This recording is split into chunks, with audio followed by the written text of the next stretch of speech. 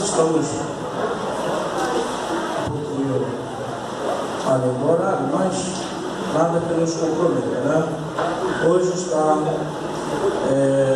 escalado para dirigir nosso presbítero Sérgio Alves e a irmã Rosângela. O presbítero Sérgio se encontra? Não? Tá, ok. Ele chegando no meio, eu passo para ele. Vamos fazer uma oração. Quero convidar aqui o nosso pastor Paulo a fazer essa oração de abertura pelo nosso trabalho. Nossos músicos já estão na igreja. Glória a Deus, salva a Deus com a paz de Deus, amém? Vamos ver. Senhor Deus, diante de tua presença, te louvamos, ó Deus, nesta noite. Estamos aqui, ó Deus, mais um dia na tua presença, para que louvar-te, o teu nome, e glorificar-te, ó Deus, por tudo. E, ó Deus, nesta noite, ó Deus, ensina, ó Pai, da tua palavra. Por isso, ó Deus, tira nas tuas mãos aqueles que estão a caminho, ó Deus eterno, que neste momento, Senhor, aqueles, ó Deus, que possa, Senhor da glória, glorificar teu nome através, Senhor, do ensinamento, que neste momento, ó Deus, nós possamos, ó Deus, aprender de ti, ó Deus Todo-Poderoso. Toma frente de tudo, Deus, cozinha, ó Pai amado, para a glória do teu nome, em nome de Jesus, amém. Quero convidar o cantor Walter para elevar ao Senhor um louvor, e enquanto nós preparamos a nossa mente para adorar ao Senhor. Amém, irmãos? Cantor Walter, louvamos ao Senhor. Milton, ajuda a gente aqui no instrumento, Milton. Abençoa a gente. Ah, tem CD? Ah, então tá. Mas não tem. Ah, vai, vamos ver. Pode subir. Tem aquela palavra. Viu, senhor? Ainda estava lá pra dentro. Qual o nome dele? 6.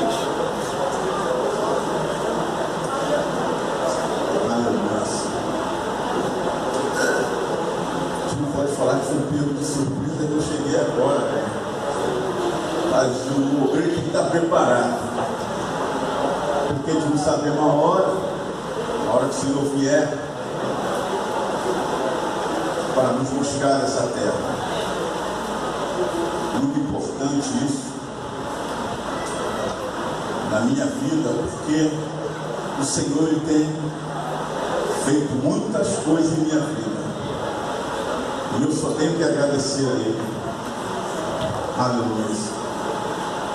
Essa igreja aqui, ela tem o poder de levar este evangelho a essa localidade.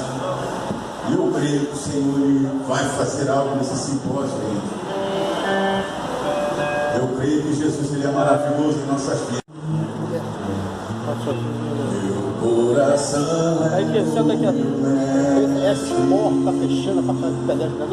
Não, é rosado. É branco? Não, não. É da rosada. Não é branco, não. Quando estiver pronto, pode soltar. Tá? Tadeu? Hein, Amadeu? Número 6, tá?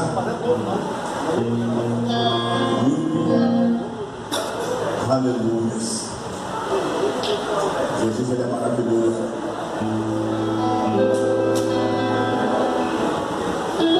Irmãos, Ambos Portos LGH 4206 está impedindo o trânsito ali fora. Por gentileza, me ajuda, gente. Obrigado. Aleluia. Aí. Naturalmente. Aleluia. Seja valente, meu irmão.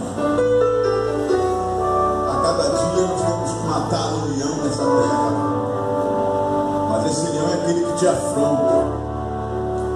Naturalmente sigo caminhando em direção a Deus. Eu sigo em frente. Sou valente. Naturalmente sigo caminhando em direção a Deus. Eu sigo em frente.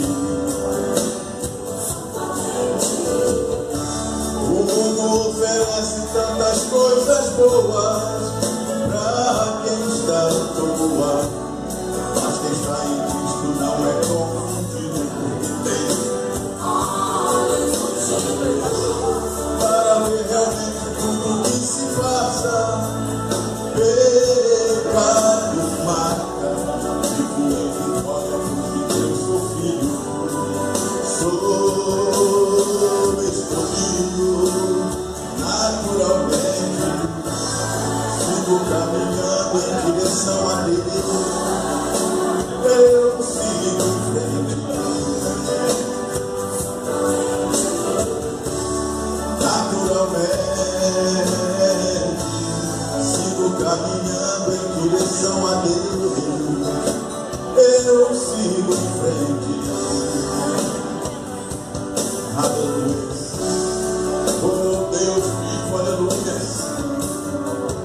Quanto mais sabedoria, mais entendimento na sua vida, porque o nosso Deus, ele é inteligente, amado. Senhor, o mundo oferece tantas coisas boas para quem está à toa, mas quem está em Cristo não é confundido, porque tem olhos sentidos para ver realmente tudo que se passa.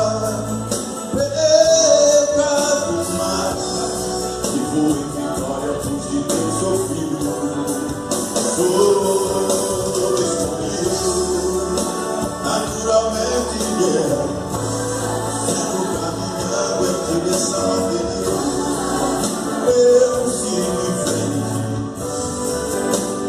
sou da leste, naturalmente, sigo caminhando em direção a Deus, eu sigo em frente. Oh, Deus vivo, aleluia. Ele é fiel na sua palavra. Aleluia. Deus, aleluia. Aleluia. Glória a Deus, glória a Deus. Glória a Deus. Glória a Deus. Obrigado, meu doutor. Deus abençoe em nome de Jesus. Estamos de pé, irmãos.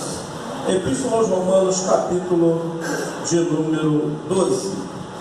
Vamos ler apenas o versículo de número 7 e assim estaremos passando para o nosso pastor Jorge Mendes. Outra coisa importante, irmãos.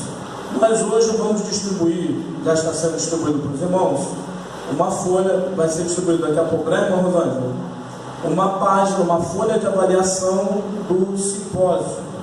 Você vai receber a folha, não precisa se identificar, tem ali algumas perguntas, você vai responder avaliando a natureza do simpósio e dando sugestões, ok, irmãos?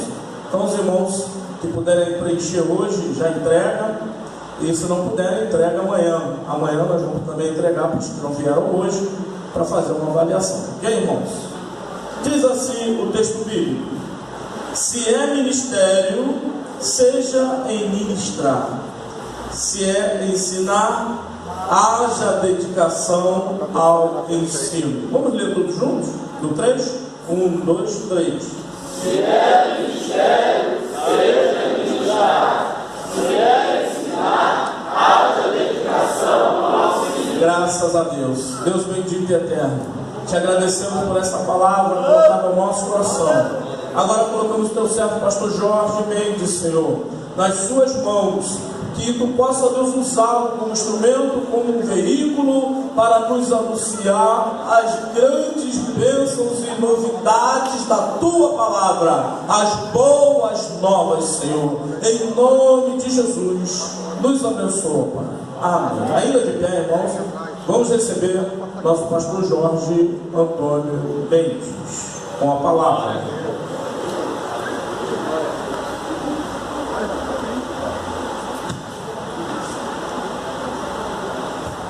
Graças a Deus. Poder sentar, irmãos.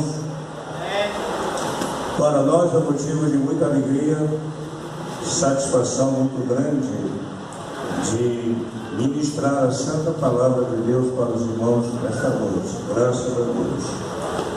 O nosso tempo é pouco, mas nós podemos aproveitar o nosso tempo. Graças a Deus. Irmãos, nós temos aqui, no nosso estudo, a justificação somente pela fé. Graças a Deus. Eu gostaria que vocês citassem conosco o título desta lição. 1, 2, 3 e já. A justificação somente pela fé em Cristo Jesus. Graças a Deus. Na nossa introdução, nós temos, e os irmãos estão com a apostila, então eu vou ler para os irmãos. O sistema de crenças do cristianismo baseia-se em uma fórmula que chamamos as 5 solas: sola fide, sola gratia, sola escritura, solus Christus e só deu a glória. A palavra sola, ela vem do latim, que em português significa somente.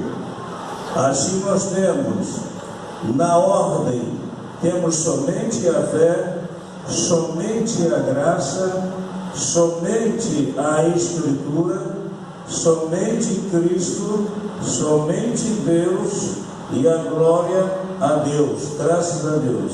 Esses princípios concentram a base da teologia reformada. Nós estamos comemorando 500 anos da reforma protestante. Então, irmãos, nós vamos começar. Eu não tenho como, os irmãos não têm como ler ali, porque segundo o nosso diretor está com problemas, mas eu quero citar para os irmãos, quando a Bíblia diz somente Deus, a glória, e nós vamos fixar a nossa palestra sobre a fé, mas aproveitando esse ensejo, eu quero ler para os irmãos Apocalipse capítulo 4, versículo 11, que assim diz a Bíblia: digno és, Senhor, de receber a glória e a honra e poder, porque tu criaste todas as coisas e por tua vontade são e foram criadas. Apocalipse capítulo de número 4, versículo de número 11. Então nós sabemos que a Deus pertence toda a glória. Esse texto não está na apostila dos irmãos, mas os irmãos podem anotar. Ainda no livro de Judas, versículo 25, porque Judas não tem capítulo, está escrito: ao único Deus, Salvador nosso, por Jesus Cristo nosso Senhor, seja a glória e majestade, domínio e poder, antes de todos os séculos, e agora para todos sempre. Amém. O nosso objetivo nesta noite, falar um pouquinho, porque o nosso tempo é pouco, sobre a reforma, tem um sentido de glorificar a Deus. A Bíblia diz, lá em Romanos, capítulo 11, o último versículo diz assim: porque dele, e por ele, e para ele são todas as coisas. Glória a ele eternamente. Amém. 31 de outubro é comemorado como o aniversário da Reforma Protestante. Nesse dia do ano de 1517, o monge alemão, professor universitário Martinho Lutero, fixou suas 95 proposições, teses, na porta da catedral da cidade de Wittenberg. Aquele ato, bem como o conteúdo daquele documento, originou um movimento conhecido como a Reforma Religiosa do século XVI. Esse movimento é considerado o mais importante ato de Deus em prol da revitalização de sua igreja desde o período apostólico. Nós sabemos, irmãos, que no livro dos Atos dos Apóstolos, nós começamos a igreja. Ou seja, a igreja foi inaugurada no dia de Pentecostes. E no livro do Atos, nós vemos, irmãos, a história da igreja. Só que a história da igreja ainda não terminou. Nós somos participantes dessa história. Lembramos aos irmãos que Jesus, no capítulo 16 de São Mateus, ele disse: sobre esta pedra edificarei a minha igreja, e as portas do inferno não prevalecerão contra ela. Então nós louvamos a Deus, porque a igreja, ela foi edificada em Jesus. Ela foi edificada por Jesus, e ela foi edificada para Jesus. E nós sabemos que, embora nós temos muitas denominações, mas nós sabemos que a igreja, ela é um corpo. Eu costumo dizer, e os irmãos concordam, porque está na Bíblia, que a igreja, ela é completa. A igreja, na Bíblia, ela é denominada imaculada, perfeita, pura, sem ruga, porque a igreja é o corpo de Cristo. Quando eu falo a igreja como o corpo de Cristo, eu não estou limitando a uma igreja local, não é? Muito pelo contrário. A igreja local, ela é composta de muitas pessoas, e talvez até de pessoas que ainda não se converteram, mas a igreja de Cristo, ela é perfeita. A Bíblia diz assim: quando Cristo vier, porventura ele vai encontrar fé na terra? Claro, evidentemente que sim, correto, irmãos? Porque nós sabemos que ele tem um objetivo. Ele disse que foi para o céu, mas que ele voltaria, e ele voltaria para levar a igreja. Então a volta de Jesus, ela não é em vão. Ele vem exatamente para buscar a sua igreja. E o nosso assunto aqui é justificação somente pela fé em Cristo Jesus. A justificação pela fé é o pilar central da reforma protestante. É chamada de sola fides. Foi a centralidade na fé que ocasionou toda a mudança na reforma, na forma de cultuar a Deus, de ler a Bíblia, de entender a Deus e especialmente experimentar a salvação. A grande virada do cristianismo foi o conflito espiritual e existencial de Martinho Lutero, e a solução para esta crise, ao deparar-se com Romanos capítulo de número 1, versículo de número 17, está escrito: porque nele se descobre a justiça de Deus de fé em fé, como está escrito: mas o justo viverá da fé. E quando nós falamos viverá da fé, claro, evidentemente que a Bíblia, ela vai dizer para nós que viver pela fé é fé no Evangelho. Correto, irmãos? Paulo deixou isso bem claro na sua epístola aos Romanos, que é considerada a catedral da doutrina cristã. Nós sabemos que o monge Martinho Lutero, ele se converteu exatamente, ele tinha o hábito de ler Romanos, né? A carta de Paulo aos Romanos, e ele a lia 3 vezes por semana. Mas um dia os seus olhos brilhou, né? Quando ele leu Romanos capítulo 1, versículo 17, e ele descobriu, ali ele teve realmente, praticamente ele passou por uma conversão, graças a Deus, não é? Ele tinha ansiedade, não é? De servir a Deus com sinceridade. Aliás, ele era uma pessoa sincera, só que ele não conhecia a palavra do Senhor. Mas ele, quando conheceu a Bíblia, e ele descobriu, e ele passou a desfrutar de uma paz gloriosa no seu coração, e ele começou a pregar a santa palavra de Deus com verdade. Bendito seja o nome do Senhor. Uma coisa interessante, irmãos, é que se pergunta por que, eu gostaria que você viesse aqui, colocasse aqui para mim.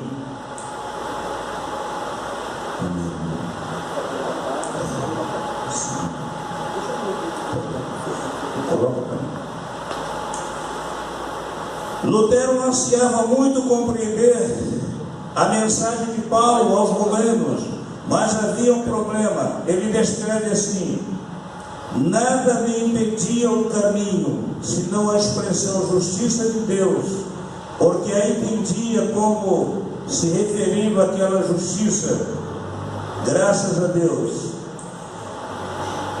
E aconteceu, você tirou da primeira? Agora? Volta. Mais um pouquinho. Aí vamos voltar para a primeira, primeira página. Ela não está pegando tudo. Mas eu vou tentar falar com as minhas palavras.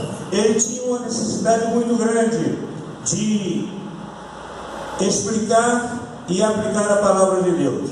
Mas acontece, irmãos, que muitas pessoas hoje nos questionam: por que lembrar a reforma protestante? Por que nós estamos comemorando os 500 anos da reforma no Brasil? A resposta é muito simples. Muitos, entretanto, questionam essas comemorações, e alguns chegam até a contestar a lembrança da reforma. Por que considerar o que aconteceu há 500 anos? Seguramente muitos não estudam a reforma por mero desconhecimento, por falta de informação, por não perceberem a sua importância na vida da igreja, na humanidade. Graças a Deus. Verdade. E em segundo lugar, irmãos, não existe uma reforma correta, não é? Não existe uma forma correta de lembrar ou relembrar o passado. Nós a deduzimos não apenas por exclusão ou inferência do texto anterior, mas porque temos um trecho na Bíblia, na palavra de Deus, em Hebreus, capítulo de número 13, capítulo 13, versículo 7 e 8, que nos diz: lembrai-vos dos vossos guias, os quais vos falaram a palavra de Deus, e atentando para o êxito da sua carreira, imitai-lhes a fé. Jesus Cristo, Ele é o mesmo ontem, hoje e eternamente. A Bíblia, ela nos aconselha, Paulo, cheio do poder de Deus, cheio do Espírito Santo de Deus, ele disse: sede os meus imitadores, como eu sou de Cristo. Então o nosso alvo é ser como o nosso mestre. Isto é possível, é possível. Jesus falou uma certa ocasião: sede vós perfeitos, como é perfeito o vosso Deus. Claro, evidentemente que ele não está mandando que sejamos perfeitos no sentido literal, mas nós podemos ser perfeitos nos ensinos da palavra do Senhor. Amém? Podemos ou não podemos? Quando nós começamos e guardamos a palavra de Deus no nosso coração, graças a Deus, nós temos a certeza de que vamos agradar a Deus. O Salmo de número 119, versículo 1 diz assim: bem-aventurados os que trilham caminhos retos e andam na lei do Senhor. Não é? A reforma protestante se fez especialmente necessária devido à corrupção do cristianismo ao longo dos séculos. Aquele que era um contexto distanciado da palavra de Deus. A esse respeito, o teólogo Alister descreve o seguinte: o cristianismo ensinado e praticado naquele período como uma forma de cristopaganismo. Segundo ele, a religião cristã naquela época era caracterizada por uma corrupção completa. Bom, se nós estamos falando da justificação, em que implica a justificação? Vamos ler, irmãos, Romanos capítulo 4, versículo 25. Veja bem o que diz a sua Bíblia. Romanos capítulo 4, versículo de número 25.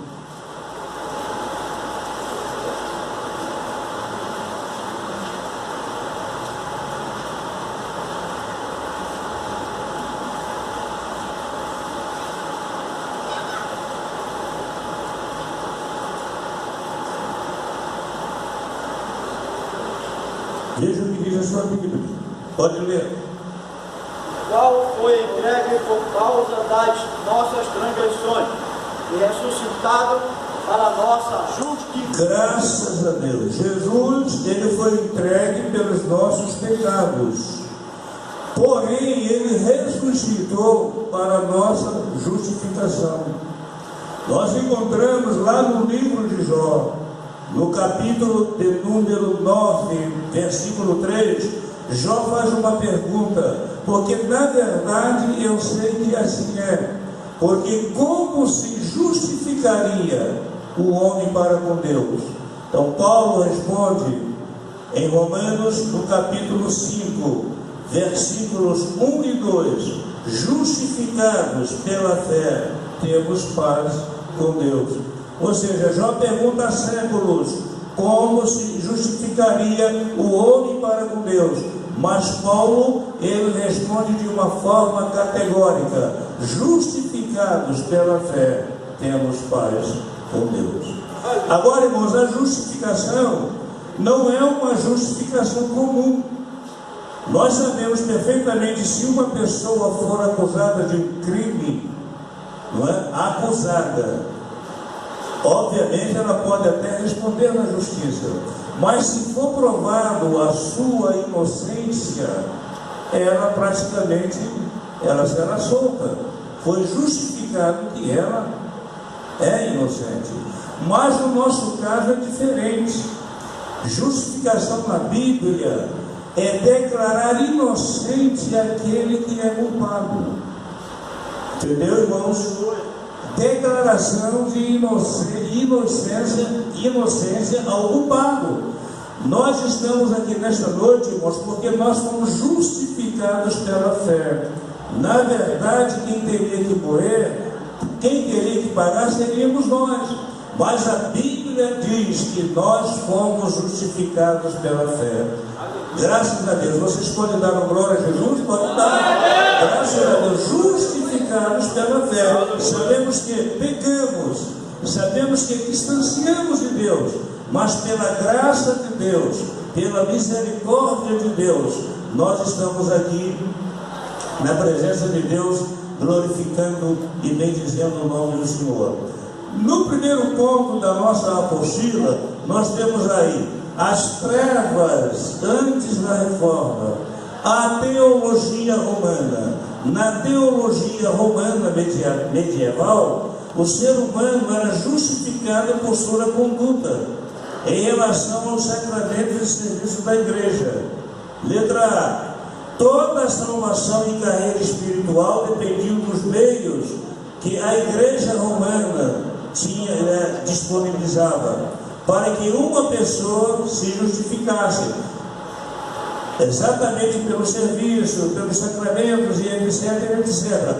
Lá na epístola de Paulo aos Romanos, no capítulo aos Efésios, capítulo 2, versículos 8 e 9, a Bíblia diz assim: pela graça sois salvos. Não é? Pela graça sois salvos mediante a fé. Isto não vem de vós, é dom de Deus. Não vem das obras, para que ninguém se glorie. Nós estamos aqui nesta noite glorificando a Deus, estudando a palavra de Deus, porque nós temos o gozo da salvação em nossas vidas. Graças a Deus. Aleluia! Bendito seja o nome do Senhor. Toda a salvação e carreira espiritual dependiam dos meios em que a igreja romana praticamente entregava às pessoas, seus membros, não é? Na proporção que eles fossem trabalhando, e etc, eles seriam justificados.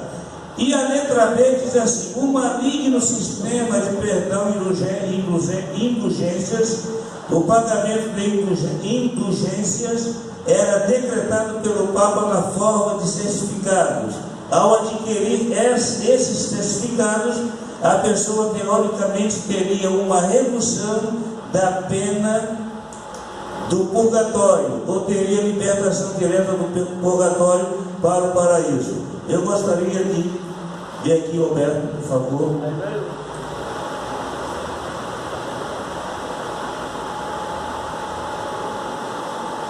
O conceito de justificação não é elaborado por Paulo, mas sim por Jesus, que declarou que o publicano e não o fariseu desceu justificado para a sua casa. Lucas capítulo 18, versículo 14. Nós temos a história do publicano, não é? Que ele orava e ele dizia assim: graças te dou, Deus, porque eu não sou como esse publicano, não é? Dou o dízimo 2 vezes por semana, não é? Jejuo 2 vezes por semana, dou os dízimos de tudo e etc. Mas o publicano nem sequer olhava para o céu. Ele abaixou a cabeça e disse: ser propício a mim, pecador.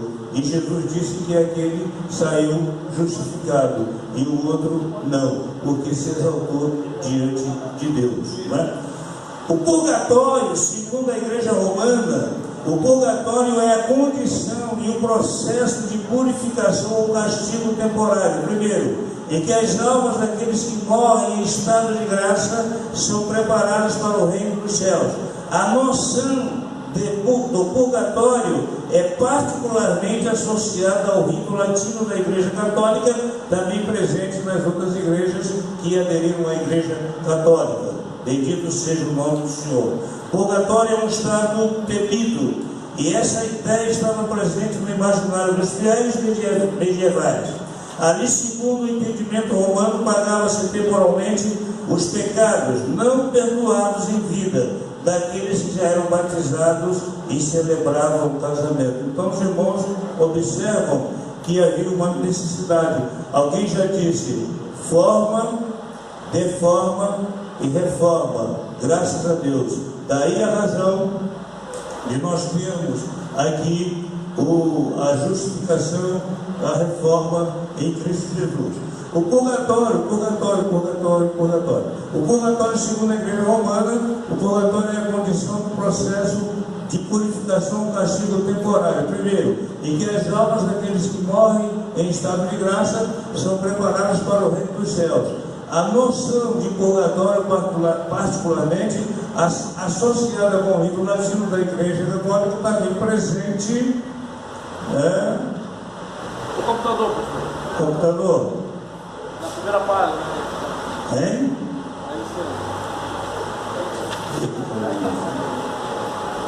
Ah, sim. As igrejas orientais católicas, embora muitas vezes tenham usado um termo específico de purgatório, os anglo-católicos geralmente também professam essa crença. Muito bem, nós sabemos que Lutero, graças a Deus, ele veio a se converter, não é verdade? E graças a Deus, nós estamos aqui comemorando a reforma. Agora eu gostaria, irmãos, no segundo ponto, o item 2, os 6 períodos gerais da história da igreja. Não é? Nós temos aqui, primeiro, o período apostólico, não é? Da ascensão de Cristo, do ano 30 até a morte de João, no ano 100. Em segundo lugar, a era das perseguições, da morte de João, não é? Da morte de João, 100, o edito de Constantino, ano 313. A igreja imperial do edito de Constantino, 313, e a queda de Roma, Roma ocidental, 476 anos depois de Cristo. Um detalhe aqui, irmãos, nos chama a atenção. Não erramos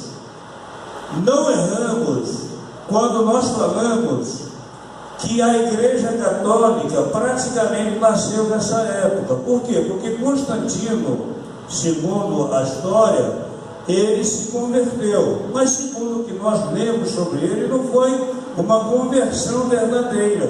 Mas na verdade ele abriu espaço para que muitas pessoas, daí a razão porque muitos teólogos são de opinião de que a Igreja Católica Apostólica Romana, ela veio a existir nesta época. Daí a razão nós tivemos o quê? Uma corrupção total.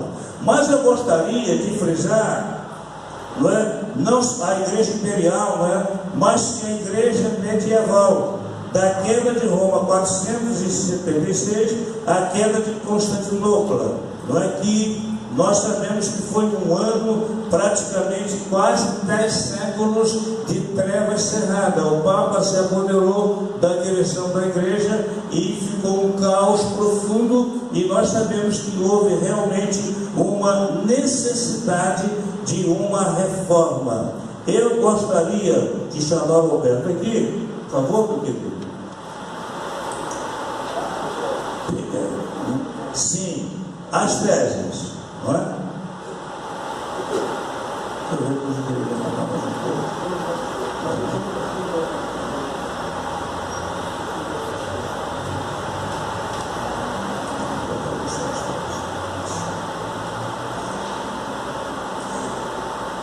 Foram 95 teses.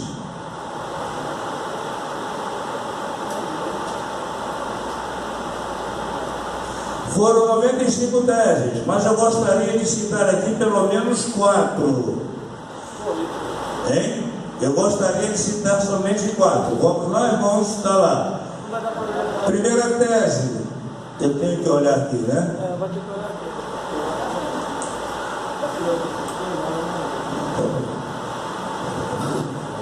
Primeira tese dizendo: Nosso Senhor e Mestre Jesus Cristo, Ele pregou: arrependei-vos, certamente quer que toda a vida dos seus crentes na terra seja uma vida de contínuo arrependimento. Por quê? Porque nós sabemos que somos crentes em Cristo Jesus, mas ainda não deixamos de ser pecadores. Amém, irmãos? A Bíblia diz que nós temos uma natureza pecaminosa dentro de nós. Certo? Lá no livro, na primeira carta de João, diz assim: se dissermos que não temos pecados, somos mentirosos. No original está dizendo assim: se dissermos que não temos uma natureza pecaminosa, mentimos. Correto, irmãos? A nossa natureza, ela pende para o pecado. A nossa natureza espiritual tende para não pecar. Certo?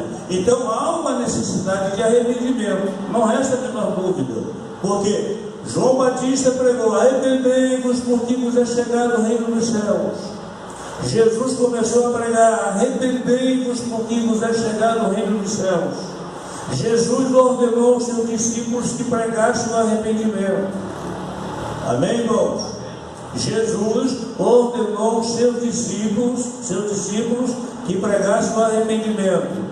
Os apóstolos começaram a pregar em Jerusalém, começou a pregar o arrependimento, certo? E nós também, que somos a igreja, que fazemos parte da história da igreja, nós também pregamos a mensagem do arrependimento, não é? Porque o arrependimento, não é? Vamos ler lá em Atos dos Apóstolos, capítulo de número 17, versículo de número 30. Veja só o que diz a sua Bíblia.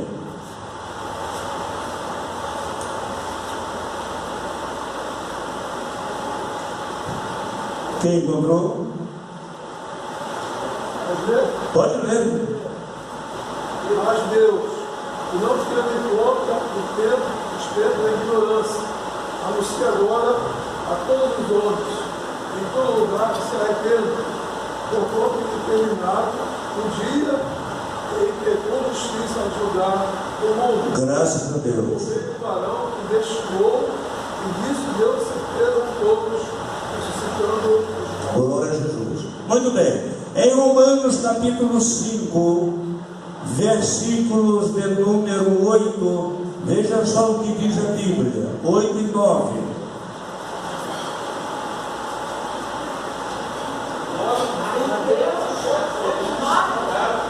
8 e 9, capítulo 5, versículos 8 e 9. Mas Deus prova o seu amor para conosco, e morreu por nós, perdoai a minha pecadores. Glória a Jesus. Sendo justificado pelo seu sangue, seremos por ele salvos da ira. Graças a Deus. Mas Deus prova o seu amor para conosco, em que Cristo Jesus morreu por nós, sendo nós ainda pecadores. Logo, muito mais agora, não é? Leia o versículo 9.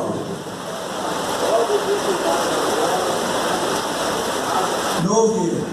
Logo, muito mais agora, nós temos justificado Deus, queremos, Logo, muito mais agora, justificados pelo seu sangue, se Ele nos perdoou, sendo nós ainda pecadores, muito mais agora. É por isso que nós damos graças a Deus, não é? Porque nós estamos na presença de Deus e poderíamos dizer, como disse o apóstolo São Paulo, eu sei em quem tenho crido. Amém, irmãos? Vocês podem dizer comigo nessa noite? Vamos dizer, nós sabemos em quem temos crido. Mais forte. Nós sabemos em quem temos crido. Glória a Jesus. Esta expressão não pode e não deve ser interpretada como referindo-se ao sacramento da penitência, isto é, a confissão e a satisfação a cargo do ofício dos sacerdotes. Existem pastores, não é? E vocês estão acostumados a ouvir isto. Eu sou o sacerdote desta casa. Graças a Deus que aqui nós não temos isso, não é, pastor Lucas? Não temos isso. Eu sou o sacerdote dessa casa. Mas só que a Bíblia diz, irmãos, que nós, na igreja, nós somos o sacerdócio real. Amém, irmãos? Fala isso, bem forte. Nós somos o sacerdócio real. Não quer dizer que você tem um problema, que você não vai procurar particularmente ao seu pastor, ao seu líder, para pedir um conselho. Isso é bíblico. Mas a Bíblia diz que nós devemos considerar Jesus como o único apóstolo e sacerdote da nossa confissão. Não é isso, Ana Maria? Abra sua Bíblia em Hebreus capítulo 3, versículo 1. Jesus é o único apóstolo e sacerdote da nossa confissão. É isso, irmã Nessé? É isso? Leia para nós, por favor.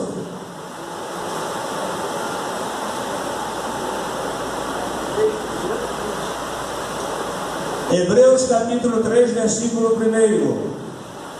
Pelo que, santos irmãos, Ora, pelo que, santos irmãos, participantes da vocação celestial, participantes da vocação celestial, considerai apóstolos e sumo sacerdote da nossa família. considerai Jesus Cristo como o único apóstolo e sacerdote da nossa confissão. Veja bem, irmãos, nós fazemos essa confissão todos os dias de nossas vidas. A única pessoa que aqui na terra orava a Deus e não havia confissão de pecados foi só Jesus. Mas todas as vezes que nós vamos orar, nós fazemos confissão. Não esquecemos nunca disso. Pai, perdoa os meus pecados por pensamentos, palavras e obras. Amém, irmãos? É verdade o que eu estou dizendo? É verdade, graças a Deus. Muito bem. A Igreja Imperial, do Edito de Constantino 303, a queda de Roma. A Igreja Medieval, da queda de Roma 476, a queda de Constantinopla. Graças a Deus. Agora, irmãos, eu gostaria de parar um pouquinho aqui na letra D.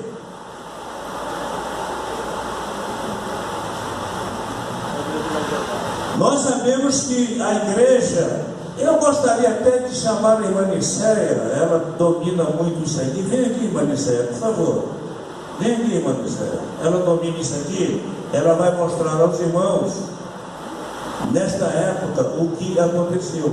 Vem aqui, irmã Nicéia, por favor. Irmã Nicéia é uma brilhante professora de Bíblia, estudante da palavra do Senhor, e ela vai mostrar. Passou para a igreja.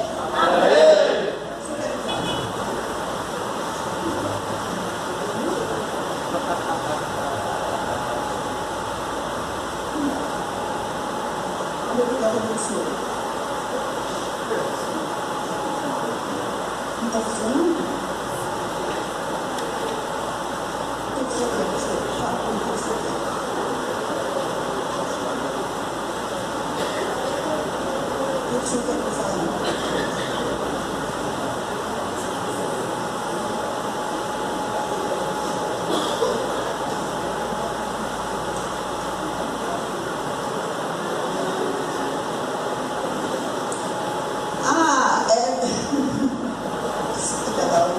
Eu vou ler aqui nos traços agora. Olha só, irmãos, teve uma época em que nasceram muitas heresias. O papado, o papado precisava de muito dinheiro para fazer a Basílica de São Pedro, para fazer a Igreja Católica, a grande igreja. Os irmãos sabem que a Igreja Católica, ela tem um país, o Vaticano. Então eles precisavam de muito dinheiro. Então eles começaram a inventar algumas coisas. E o povo naquela época não sabia ler, não tinha liberdade de pensamento, e ia acreditando em tudo. E algumas coisas que eles inventaram, até para tirar o dinheiro do povo, foi a oração pelos mortos, sinal da cruz, o uso de velas, veneração dos anjos e santos falecidos. Olha, irmãos, a gente sabe que na segunda-feira, na Igreja Católica, tem a oração pelos mortos. A oração dos mortos que tem na Igreja Católica toda segunda-feira, como os irmãos passam nas igrejas católicas, ali do lado de fora, tem uma opção de vela queimando. Aquilo não é só pelos mortos que morreram agora, não. É nos mortos desde aquela época. Porque eles pagavam para que fossem feitas orações por eles eternamente. E até hoje tem pessoas que acreditam nisso. A gente não vê bem isso claramente, porque graças a Deus o Evangelho está bem disseminado por aqui. Mas quando a gente vai para essa cidadezinha do interior, a gente vê que lá eles ainda creiam nisso. Eles acreditam, porque o Evangelho lá em algumas cidades não foi bem disseminado, então eles acreditam nisso. Com sacrifício cruento de Cristo, exaltação de Maria como Mãe de Deus, imaculada, intercessora, mediadora, Rainha do céu. Em alguns lugares, irmãos, as pessoas creem que Jesus, ele resolve os nossos problemas desde que Maria deu o seu aval.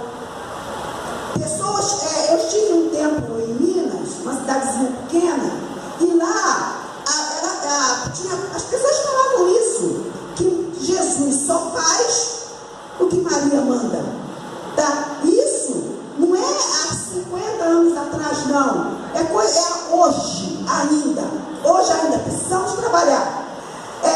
A extrema unção, doutrina do purgatório, adoração da corredentora cruz, demais relíquias, água benta, canonização dos santos mortos, celibato, rosário, e tudo isso aqui não era de graça, não. Era caro, era com muito dinheiro, E dessa forma, a igreja foi ficando cada vez mais rica. Tanto que até hoje a gente sabe que um país pertence à Igreja Católica, que é o Vaticano. Só isso que o senhor queria me falasse? Graças a Deus. Obrigado, irmão Marcelo. Graças a Deus. Nós tivemos também, irmãos, a oportunidade, em frente a uma igreja católica na roça, nós pregamos 7 razões porque nós, os crentes em Cristo Jesus, não adoramos Maria. E depois dessa pregação, o padre, ele foi praticamente na nossa casa, não é? E chegando lá, nós tivemos a oportunidade de conversar. Ele perguntou: o senhor é católico? Eu falei: sou católico. Eu não sou católico apostólico romano, mas eu sou católico apostólico cristão. Daí, ele disse assim: quero conversar com o senhor 5 minutos, mas a conversa foi durante 2 horas. Mas o mais interessante, irmãos, é que as pessoas, pastor e padre, e graças a Deus nós conversamos, ao ponto dele ele me perguntou e começou a querer que eu ensinasse a ele como seria a volta de Jesus para o arrebatamento da igreja. Eu estava pregando o evangelho para o padre e eu gostei muito. Deus abençoe os irmãos. Nós vamos terminar o recreio agora, né? Graças a Deus. Pastor Alberto, por favor. Amém. Graças a Deus. Meus 45 minutos. O tempo passa rápido, né, irmãos? Benção, é benção.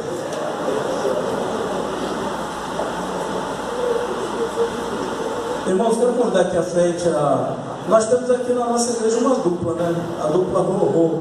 Não é da seleção brasileira, mas é da seleção da ADM. Irmã Rosângela da Silva Rodrigues e a irmã Rosângela Rodrigues. Irmã Rosângela Rodrigues Gomes, né? Amém. Irmãos, elas estarão com a palavra e nesse intervalo nós vamos recolher aquela oferta que você trouxe para nos ajudar e também estaremos distribuindo o formulário de avaliação do simpósio. Ok, irmãos? Deus abençoe os irmãos. Vamos ajudar com a palavra. Ô glória, todo mundo ligado, né, irmãos? Que maravilha, Pai do Senhor. Amém. Correria, né, irmãos? Mas o Senhor tem nos recompensado. E a alegria está vendo o povo aprendendo a cada dia. Irmão Amadeu tem. Não, irmão Amadeu não tem ninguém lá para. Glória a Deus. No intervalo nós vamos passar aí. Amanhã vai saber estar perto.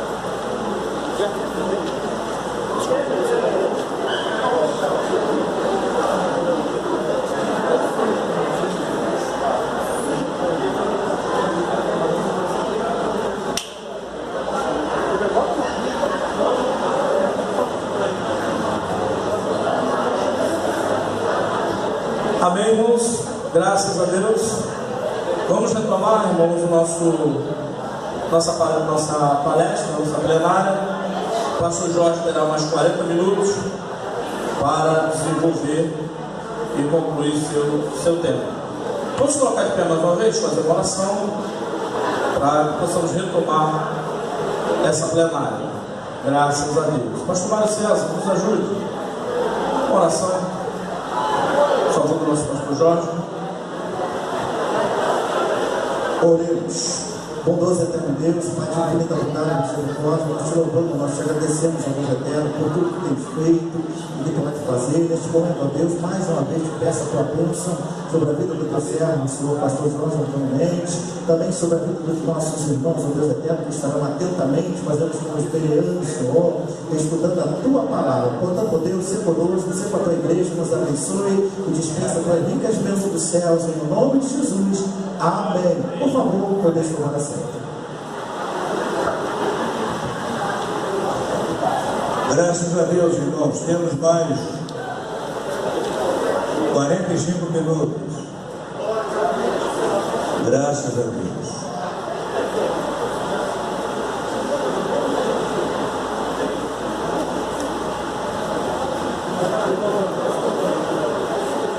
Bom, irmãos, vamos aqui ao segundo ponto da nossa lição. Somente a fé. Nós falamos para os irmãos que o tema do nosso assunto é a justificação somente pela fé em Cristo Jesus. A descoberta de Lutero deflagrou com a revolução da fé, de fé na Europa. Essa revolução, que visava a reforma da igreja, acabava com o próprio sistema teológico, pois o ser humano não dependeria mais da igreja para a sua salvação, mas apenas de um relacionamento pessoal com Deus por meio da fé. Graças a Deus. Eu louvo a Deus, irmãos, porque nós temos esse conhecimento de ter um relacionamento com Deus através da nossa fé.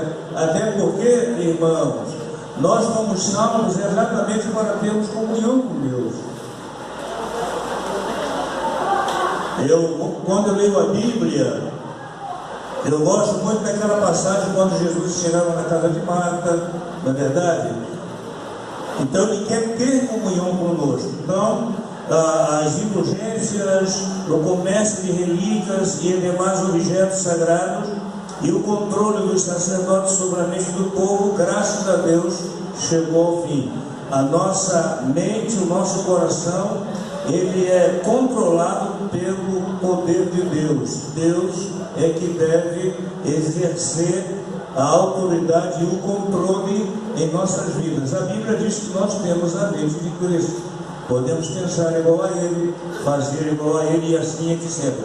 Em segundo lugar, irmãos, a doutrina da justificação de Lutero caiu como uma bomba na teologia do catolicismo medieval. Ela arrasou toda a teologia dos méritos e, na verdade, a base penitencial sacramental da própria igreja.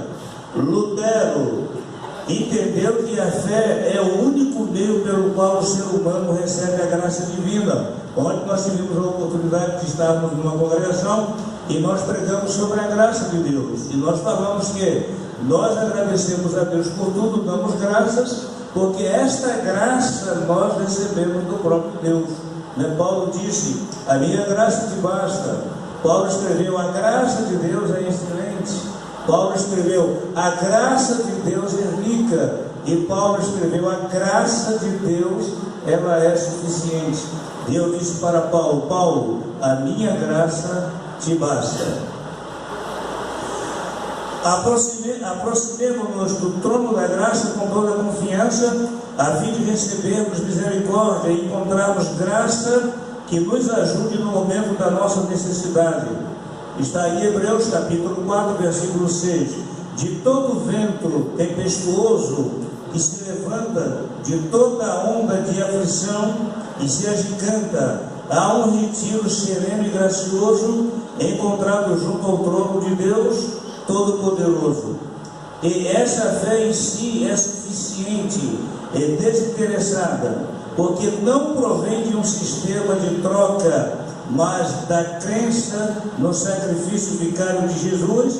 Se crermos nele, podemos tomar posse da salvação que ele oferece. É o que nós citamos e que o Paulo disse: não me envergonho do Evangelho de Cristo, pois é o poder de Deus para a salvação de todo aquele que nele crê. Então nós louvamos a Deus porque nós temos esta salvação.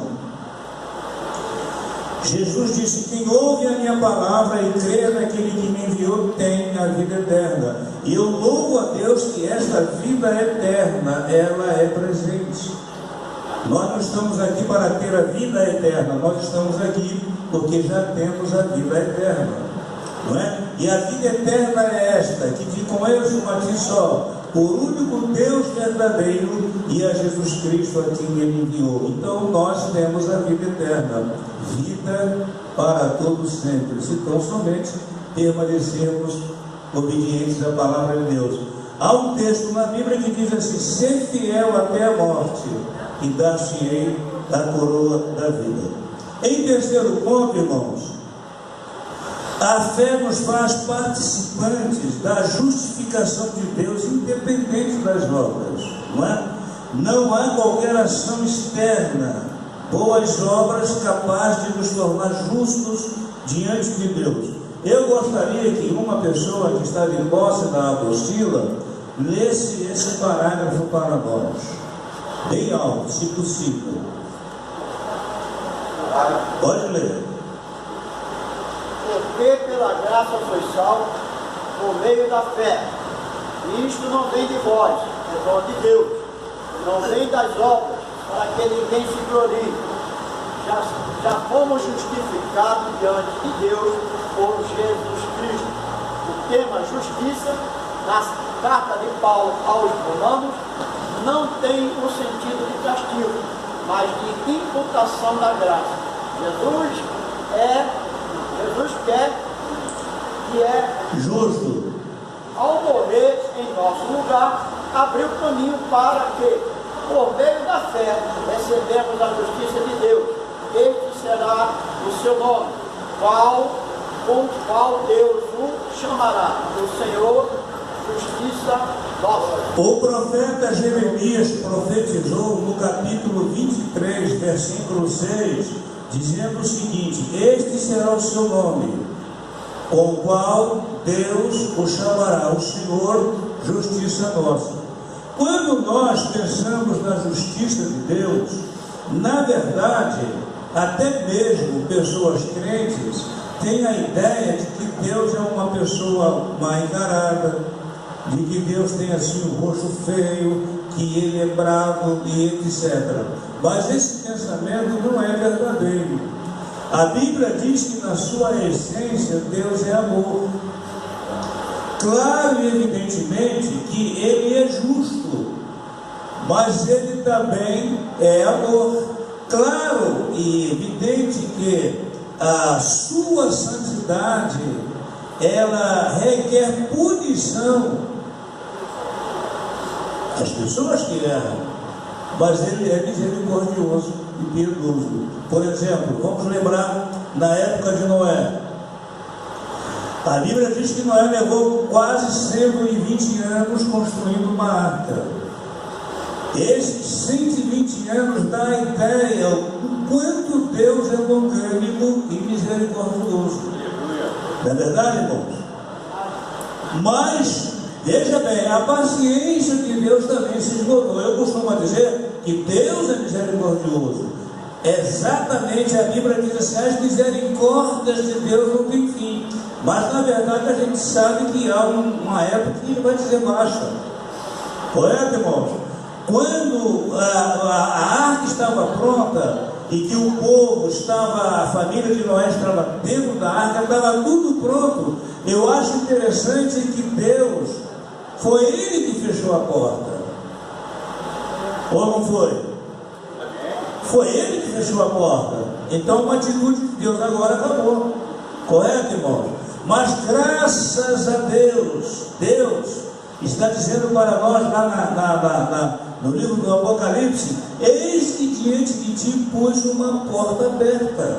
E nós louvamos a Deus que a porta da graça ainda está aberta. Pode glorificar a Deus, irmãos. A porta da graça ainda está aberta. Ele disse: eis que diante de ti pus uma porta aberta. Lá no livro de Gênesis está escrito: Jacó, quando fugia do seu irmão, e ele teve uma visão, não é? A Bíblia diz que ele estava no deserto, ele teve uma visão, e havia uma escada, e nessa escada os anjos de Deus subiam e desciam. Então ele viu uma visão celestial, e lá no topo da escada estava o Senhor, e Deus disse para ele, Deus confirmou a promessa que Ele fez a Abraão e a promessa que Ele fez a Isaac. Ele fez a mesma promessa a Jacó. E Jacó, quando acordou do seu sono, ele disse: na verdade o Senhor está aqui e eu não sabia. Qual terrível este lugar! Este não é outro lugar senão a casa de Deus e a porta dos céus. Glória a Jesus. Aleluia. Aleluia. Mas nós sabemos, irmãos, que nesta noite a porta está aberta E nós sabemos perfeitamente que Deus está aqui. Jacó disse: eu não sabia, mas nós sabemos que Ele está aqui nesta noite. Graças a Deus. O tema justiça na carta de Paulo, o tema justiça na carta de Paulo aos Romanos não tem um sentido de castigo, não é? Mas o sentido sim de reconciliação, de imputação da graça. Jesus é justo e ao morrer em nosso lugar abriu um caminho para que por meio da fé recebêssemos a justiça de Deus. E nós sabemos que esta fé, ela nasceu exatamente quando nós ouvimos a pregação da palavra de Deus. Abra sua Bíblia em Romanos capítulo 10, versículo de número 17. Quem encontrou, leia para a gente bem alto.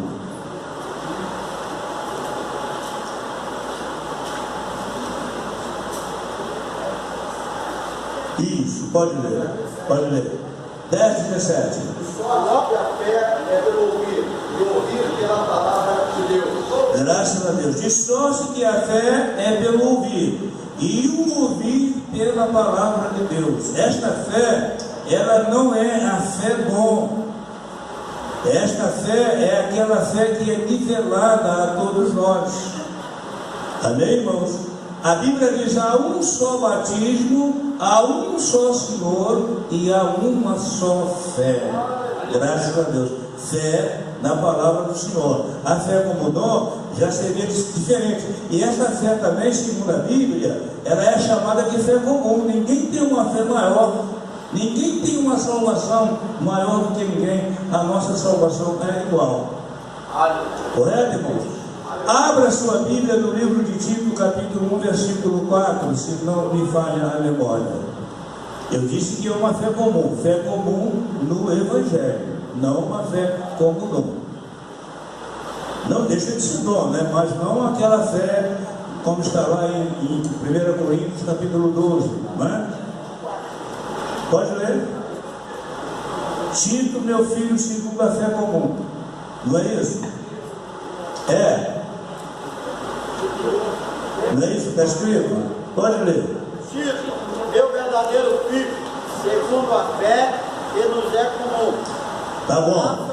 Tá bom. Filho, Tito, meu verdadeiro filho na fé, segundo a fé comum. Se diz assim: Paulo era um homem casado, a Bíblia não diz. Eu, quando li esse versículo como novo convertido, Paulo não é casado, como é que ele tem filho? Mas eu fui entender que Paulo gerou Tito na fé que é a palavra de Deus. Esta fé, graças a Deus. Vivemos pela fé. O que significa viver pela fé? Um dos grandes erros cometidos pelos cristãos medievais foi acreditar que os homens de fé eram que cumpriam com zelo as atividades eclesiásticas. Infelizmente, o que se observa na atualidade é o mesmo equívoco cometido naquele tempo. Muitos cristãos protestantes têm confundido a fé com convicções religiosas exterioridades. É preciso que diga enfaticamente que viver por fé transcende o formalismo vazio no sentido: viver por fé é, antes de tudo, subjugar a alma ao Espírito de Deus e mergulhar em sua paz, sabendo que quem nos justifica é Cristo. É Ele que justifica. Não é? Abra sua Bíblia no livro de João, capítulo 2, versículo 1. Acho que é 1 João 2, 1. 1 de João.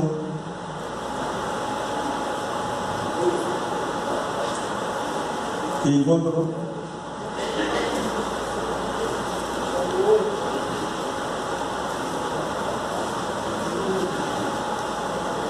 Dedinho bem levinho. Meus queridos, estas coisas vos escrevo, para que não pequeis, mas se alguém pecar, temos um advogado para com o Pai, Jesus Cristo, o justo.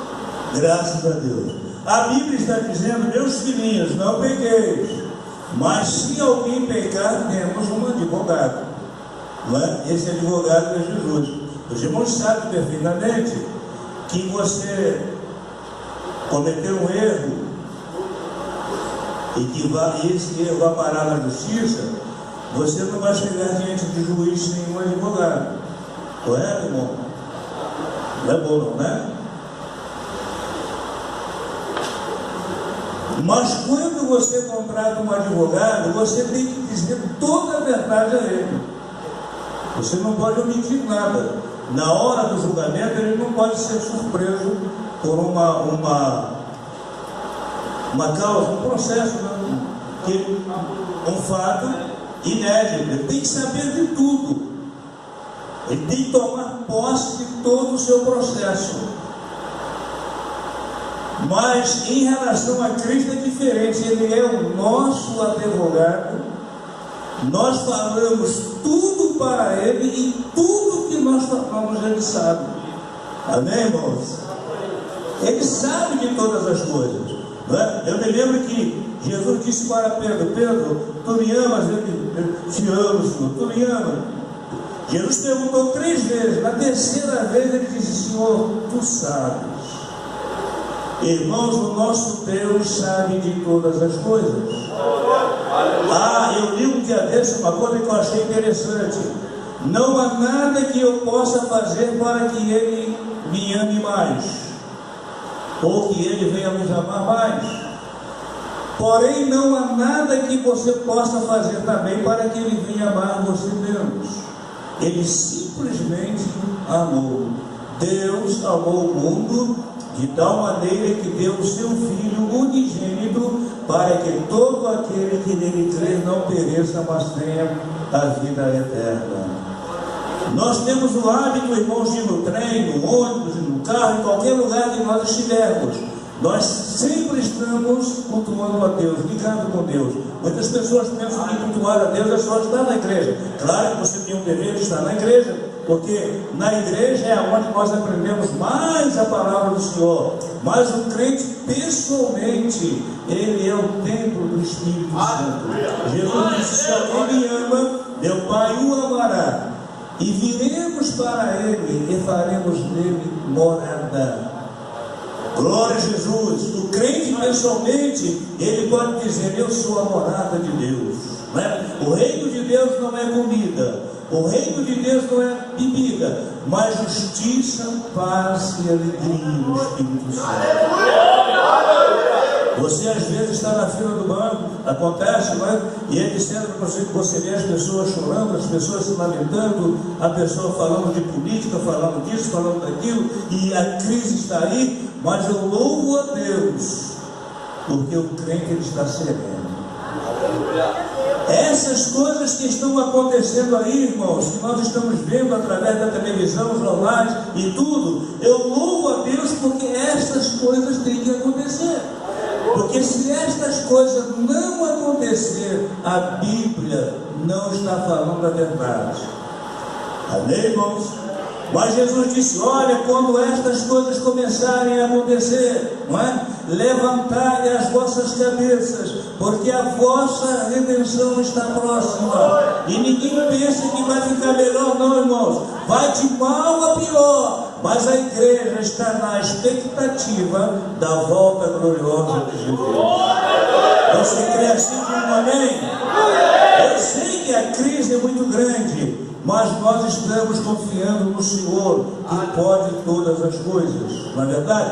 Alguém disse: eu não sei o que vai ser do meu filho, do meu neto, e tal, mas eu tenho confiança de que Jesus Cristo, Ele é o mesmo ontem, hoje e eternamente. Você pode citar isso? Vamos citar? Jesus Cristo, Ele é o mesmo ontem, hoje e eternamente. Mais forte: Jesus Cristo é o mesmo ontem, hoje e eternamente. Ele não muda. A Bíblia diz que nele não há sombra de variações. Ele é o mesmo ontem, hoje e eternamente. E em terceiro lugar, irmãos, nós temos aqui: a fé possibilita a salvação. Porque a fé em si possibilita a salvação, porque ela é a descoberta da salvação em Cristo. De sorte que a fé pelo ouvir, e ouvir pela palavra de Deus. Por meio da fé, o justo descobre a justiça de Deus, reconhece a necessidade de ser salvo e é levado a crer no Filho de Deus.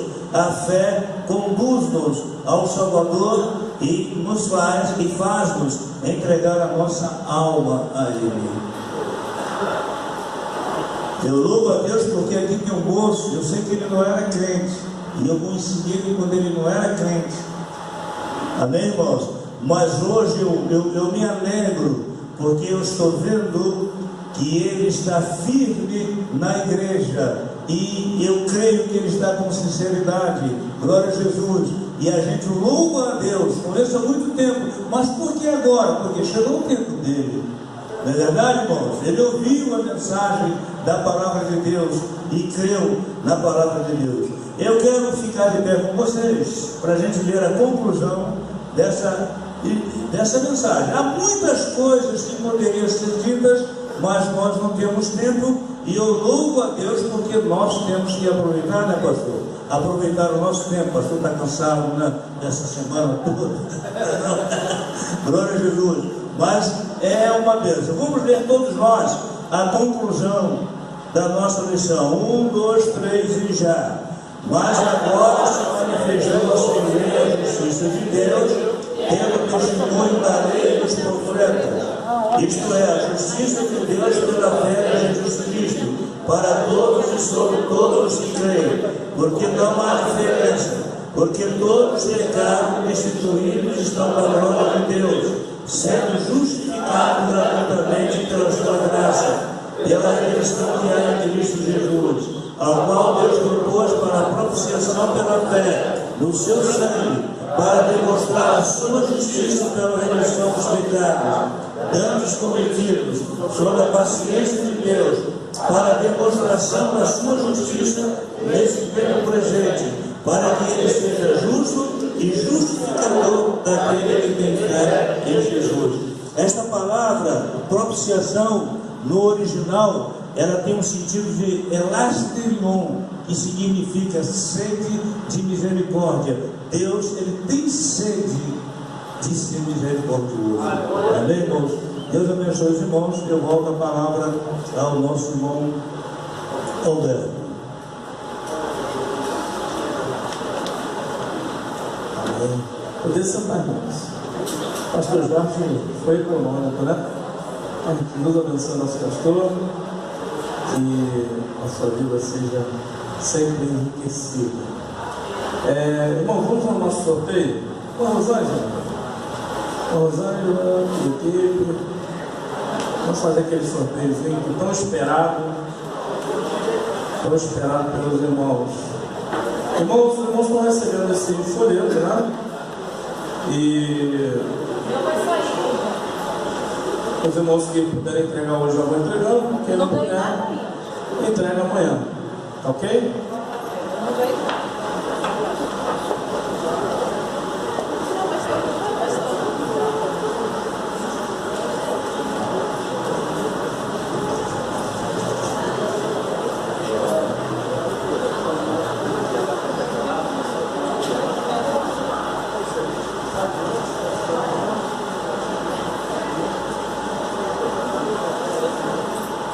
Pastor Alberto vai tirar o primeiro número aqui.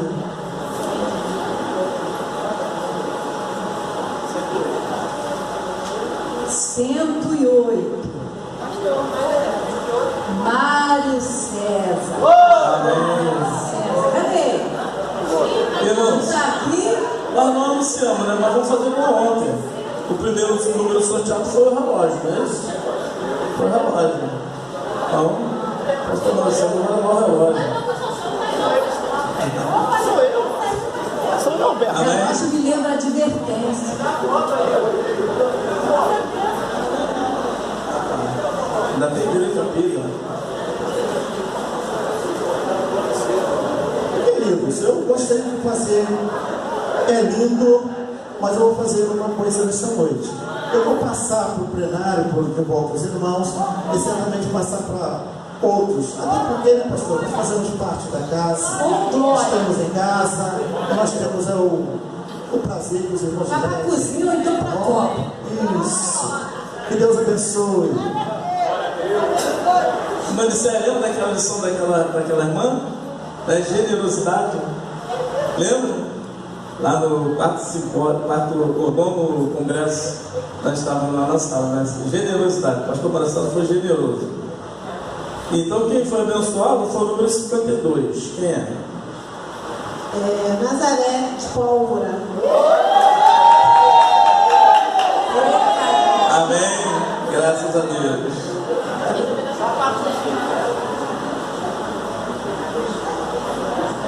Uma Nazaré.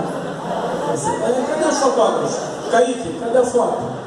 Ainda bem que eu estou filmando, né? Pra gente filmar. Tira a foto. Dá pra ela. Amém. Deus abençoe. Próximo presente, pastor Hugo, vem aqui, pastor, por favor. O pastor Hugo vai entregar o Apocalipse. Vamos ver quem é que vai tirar o Apocalipse.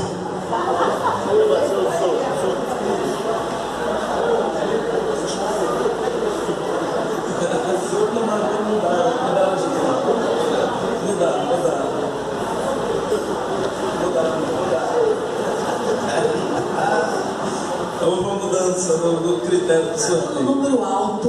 Número 111. Quem é? Solange Figueiredo. Elas não aparecem, mas elas ficam lá fora, né? Trabalhando. Faz parte da equipe. Ela tá aí ou não? Já foi ou vai perder? Vem correndo, minha filha. Do jeito que tiver, é isso. Leva o Apocalipse pro Daniel te ensinar lá. Tem dois. Escolhe. Não, só dois. Não, isso aqui foi bom. Quem vai me ensinar? Escolhe. Daniel vai dar o Apocalipse. Não tem. Tá funcionando. Não tem. Fotografia não tem. Não tem nenhum soldado que se habilita, né? Que benção. Próximo número daqui na minha mão. Número 55. Quem é? Ó, eu ontem era o 55, hoje já não sou, tá vendo? Uma Ângela Maria de Pólvora. Ângela Maria Moreira.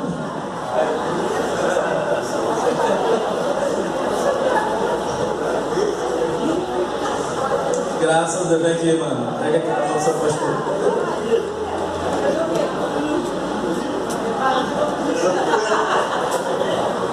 Amém. Deus abençoe. Graças a Deus. Ninguém tem foto? Olha aqui, é só olhar no celular que tá filmando. Tá filmando. Amém. Depois eu tiro uma foto dali. Aqui está o celular. Amém. Hoje, irmãos, o pastor ele tem uma memória excelente. Então ele está dizendo que o número dele seria o de hoje, que saiu agora. Só que ontem teve algumas diversidades aqui, com numeração. Então hoje todos que foram entrando, nós fizemos aqui uma numeração para poder ser mais rápida e desembolar, porque a gente estava meio atarefado, tá bom, irmãos? Então foi essa, às vezes você gravou lá o seu número, igual o pastor, mas hoje nós tivemos uma outra numeração, amém? Meu presente aqui, ó. Vocês vão saber. Amém. Amanhã também haverá outra numeração, tá, irmãos? Mas vamos continuar, por ordem de chegar. Chegou, seu número já está lá, tá bom? Amém. Graças a Deus.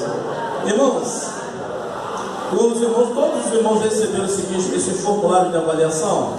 Todos receberam? Falta alguém ainda receber? Falta? Não, né? Todos. Tem um irmão. Aqui, irmão Rosângela, olha. Está faltando um irmão Ronaldo. Dá esse aqui para ele. E amanhã só vai receber quem não pegou hoje, ele pega amanhã, tá ok? Os irmãos, cadê os irmãos que estudam teologia? Os seminaristas? Levante a mão assim. E os que estão formados em teologia? Levanta a mão. Levanta a mão, graças a Deus. Hoje é o dia do teólogo. Amém? Vale glória, irmãos?